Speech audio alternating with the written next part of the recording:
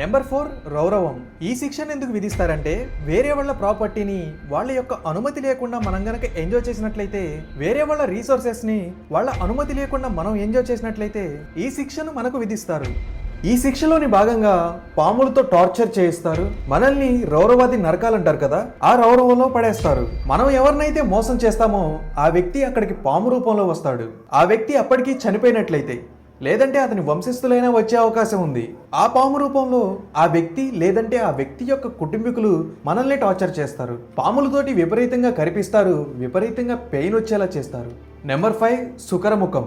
ఈ శిక్షని ఎవరికి విధిస్తారు అంటే వాళ్ళ యొక్క డ్యూటీస్ ని విస్మరించే వాళ్ళు, రూల్స్ ని పాటించిన వాళ్ళకి.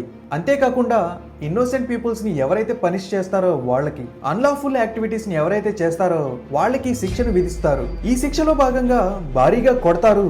అంతేకాకుండా కొన్ని క్రూర మృగాల చేత విపరీతంగా కరిపిస్తారు. వాళ్ళ శిక్ష పూర్తయ్యేంత వరకు కూడా ఇలాగే కొనసాగిస్తూ ఉంటారు.